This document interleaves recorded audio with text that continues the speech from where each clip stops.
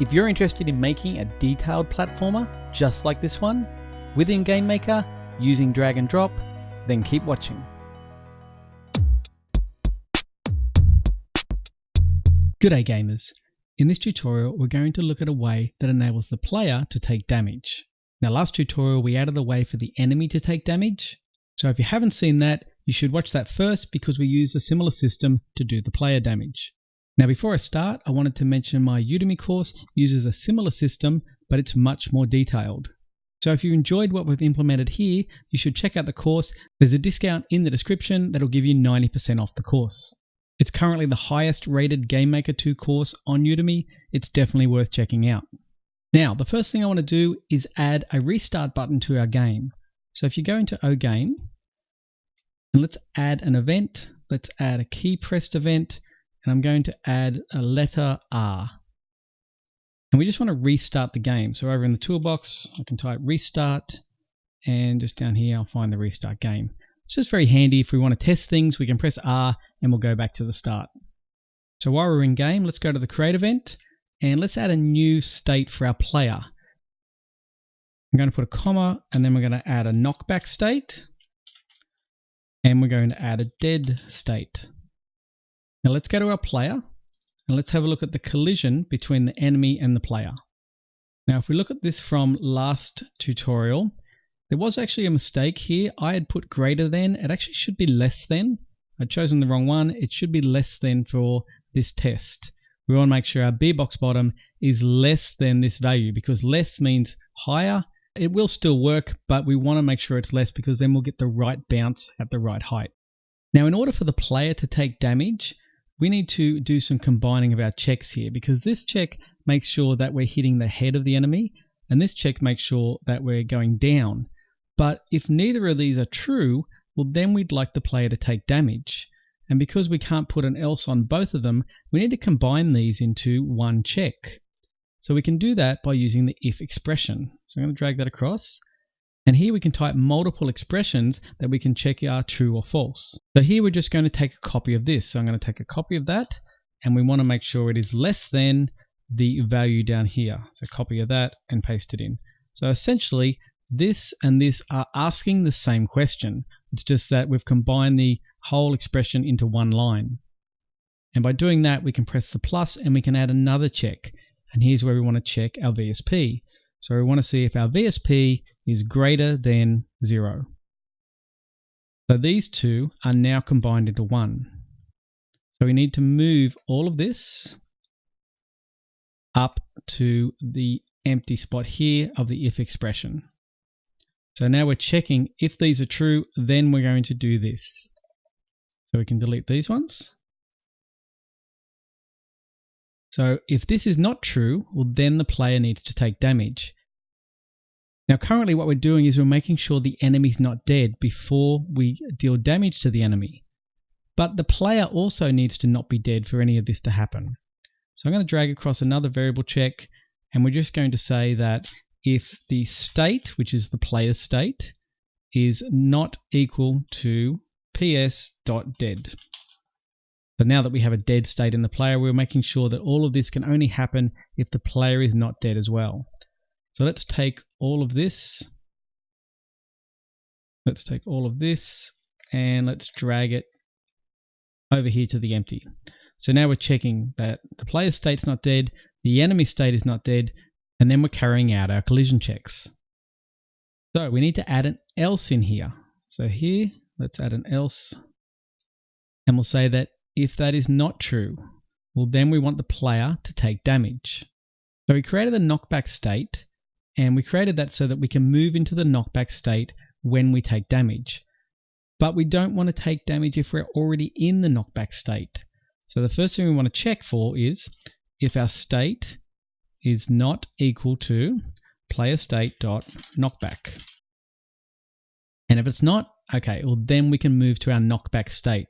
And our knockback state is just going to be a state where the player gets knocked back from the enemy and they take damage. But when we're in that state, we're not able to take damage again. And we do that so we don't keep getting damage from the enemy all the time. It gives the player a chance to recover. So the first thing we want to do is we're going to knock our player back. So I'm going to assign the HSP to to a value that pushes it away from the enemy. Now, how can we push it away from the enemy? Well, we need to know if the enemy is in front or behind us, and then we apply our HSP to push us away.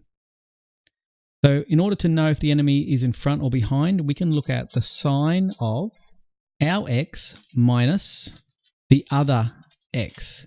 So our x minus the enemy's x. Now this statement is very handy because it'll tell us if we're to the right or the left of the enemy.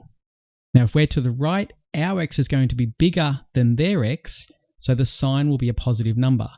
If we're to the left, then our x will be smaller than their x, and we'll end up with a negative number. So if then we multiply that by a positive value, it'll push us away from the enemy. So I'm going to times it by a variable called VSP Knockback. Now we haven't created that yet, but we will create it in a moment. Now, as well as knocking the player to the left or the right, I want to knock them up into the air as well. So let's take another assigned variable and let's assign as VSP a value as well. I'm going to assign it to negative VSP Knockback. And we will create that as well. Now the last thing to do is change our state. We want to change our state variable and we want to change it to ps.knockback. So we'll be knocked up and to the side and will be changed to the knockback state. So let's create the HSP and the VSP knockback. I'm going to do that in the entity because this may be something you want to use for the enemy later on. Let's go to add. Let's put in a HSP knockback and I'm going to set that to 8. And I'm going to add a VSP knockback and I'm going to set that to 5. Now you can play around with these numbers so you can make the player get knocked back further or not as far. It's up to you. So let's go back to the player and let's go back to the step event and let's add a knockback state. So at the moment we have an idle, a walk, and our air. I'm going to take a copy of the air. I'm going to copy and paste that. And then we're going to make that our knockback state. So while we're getting knocked back, the great thing about states is that we can take the controls away from the player so they can't move during that period. So if we delete the get input, they no longer can move during that time. We still want to calculate our movement, we still want to check our ground, and we want to check our state, but we don't want to check it and take them out of the knockback state until we're actually hit the ground. So we want to keep our collision and our animation, but I'm going to make a change here. So let's drag across a check, and let's say that if we are on the ground, and if that is equal to true, then we can check our state. So we'll be knocked back into the air, and when we hit the ground, we'll then change from the knockback state to either idle or to walk. Now there's one more thing we need to do here, and if we run this as it is, this check of on ground is actually already true when we go to the knockback state, because if we're on the ground and we get hit, this will actually still be true. So I'm going to add another check here. I'm going to say if our VSP is greater than 0, which means that we're not being knocked into the air. And we just need that check here because the way on ground gets calculated, we want to make sure we've been knocked into the air and we're coming back down and we've touched the ground. So while we're in the knockback state, we need to make sure that we're assigned the right animation. So let's go to our anim. We're going to take a copy of the air state because that's pretty much what we want to do when we're getting knocked back. But where we're setting our image index, we're going to use that again. And when we use code again, it's better to create a script and just use the script. So what I'm going to do is cut out this check where we're setting our image index. So I'm going to select those 4 and cut them out, make a new script. We're just going to call this check air index. And let's paste those in there. So that sets whether our image index is going to be 0 or 1 when we're moving up or down. So back in our anim, we can now drag across our execute script. And we'll just select that check air index. So now let's duplicate this case, a copy, paste, and this is going to be our knockback. Now for our knockback, I'm not going to do a check of the facing. So let's press F5 and we'll test that out. So now when we move and touch the enemy, we get knocked back. So we still hit them and damage them. We can press R to restart the game. I'm going to test that again. We'll try it from this way. And we get bounced back. Now if we also do it when we're facing the other way, we're knocked but we're not changing direction. And that's what we want to do. We want to make sure when we're knocked back, we're facing the way that we got knocked back. Great, so let's add a way now for the player to take damage. So let's go back to our entity. And let's add a new variable. And we're going to add a variable for the HP. So I'm going to call it HP max. So that's hit points, and that's our maximum hit points. And we're going to set that to 3. And then we just add a variable called HP, and we're just going to set that to HP max. So we have a maximum showing what the hit points maximum value will be, and our HP will be less than that, but we're just setting it to the maximum to start with. Now let's go back to the collision event with the enemy. And right here, when we're getting damaged, let's take 1 off that HP value. So I'm going to set HP to be -1 relative, and that will take 1 off. So that's our HP being decreased, but now we need to show it on the screen. So let's go into the draw event, and let's add a health bar that shows how much health the player has. So if you type in health, there is a drawing event for just drawing a health bar. And now the value is the value we want to show. So we want to show our HP as a percentage of our maximum HP. And we can do that by saying HP divided by HP underscore max times 100. Now this section is for where we want to draw it. Now I've already found a pretty good spot that I want to draw it in. I'm going to put those values in, and you can change them if you need. I'm going to put mine at -20, -45, 20, and -40. And these are all relative to the player. So they will be values from the player's origin. Now the background color, I'm just going to select black. The outline, I'm going to leave it white. Now min and max are used to show what color the bar will be when it's full and when it's near empty. So I'm going to set the minimum to be red because that's sort of a dangerous time when you're down there. And I'm going to set the max to be green. Now the other thing is I don't want to draw the health bar if my health is 0. I don't want it to be seen. So I'm just going to go and put another check here and say if our HP is greater than 0, then we want to draw the health bar. Let's press F5 and test that out. We've got a bar above. When we touch the enemy, it goes down. It changes colors a little bit. And the more we get hit, and then it disappears when we go to 0. Now at the moment, we don't have a way for us to die. So let's add that in. Let's create a new script. And I'm just going to call it check HP. And we want to have a test or a check here. And we're going to look at our HP.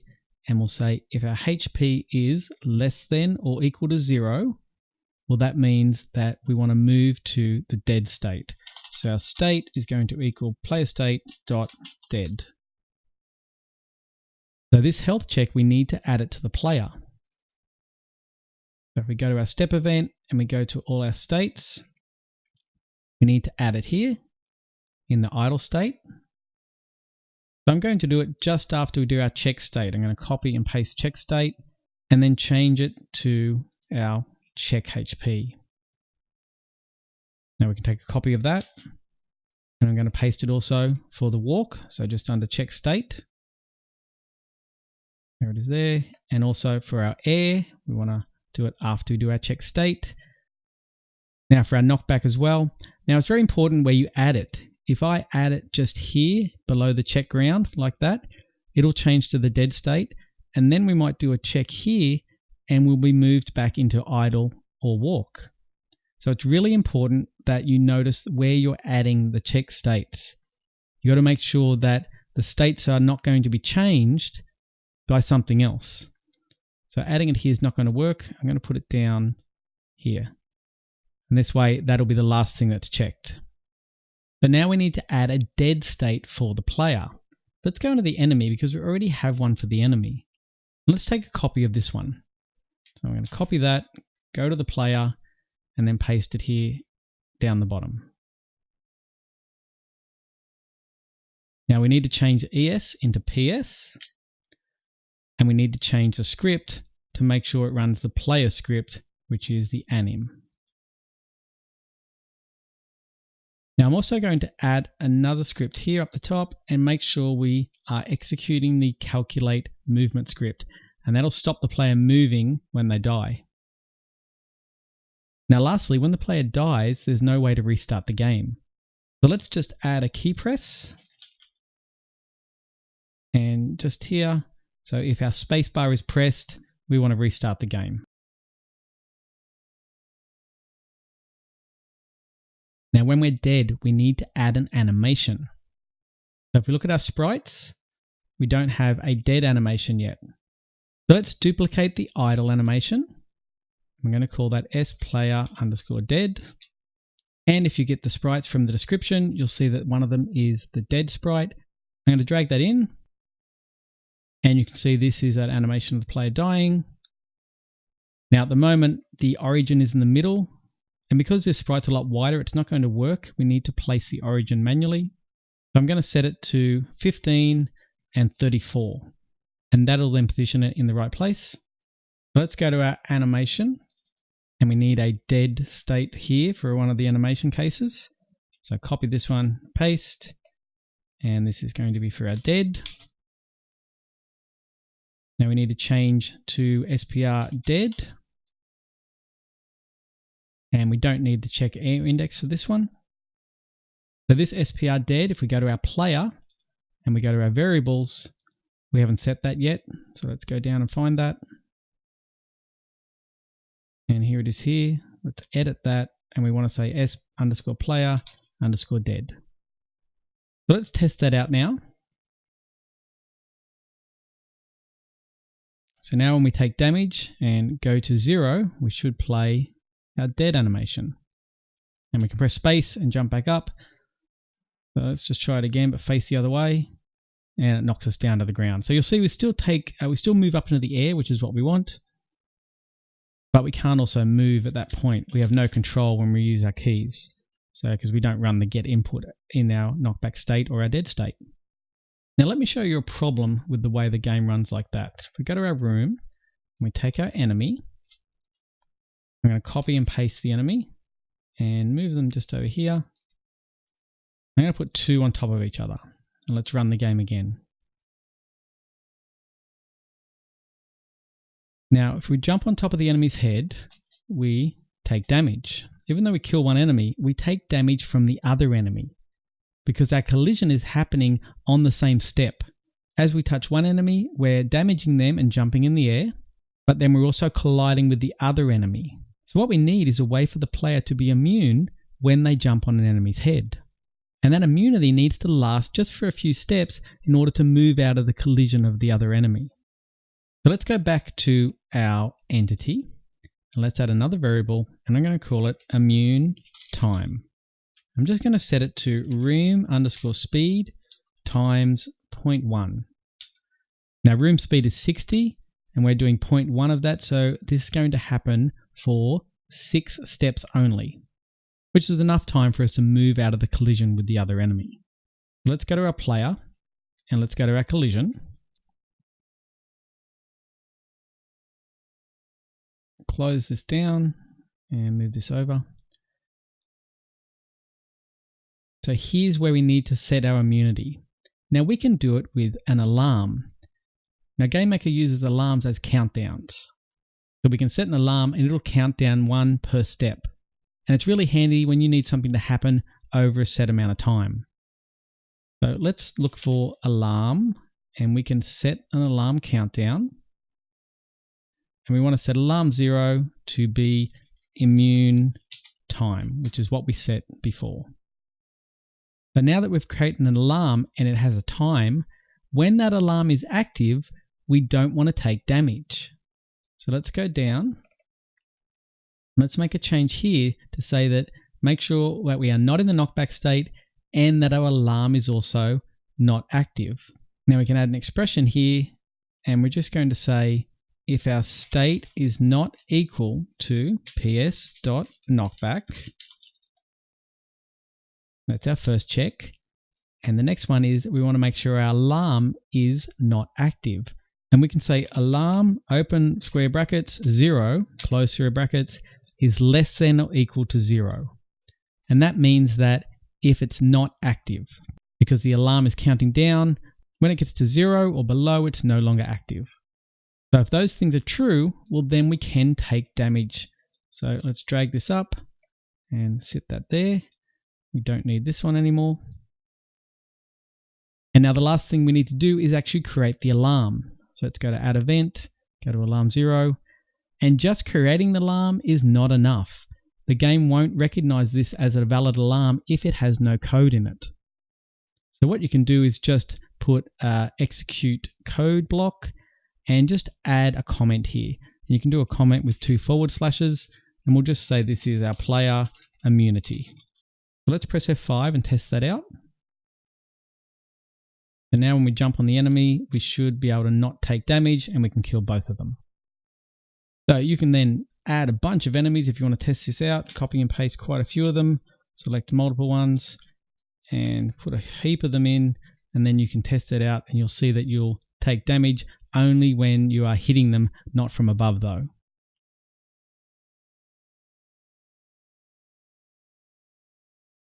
That's working great. We do take damage though, but only when we're hitting them from not above.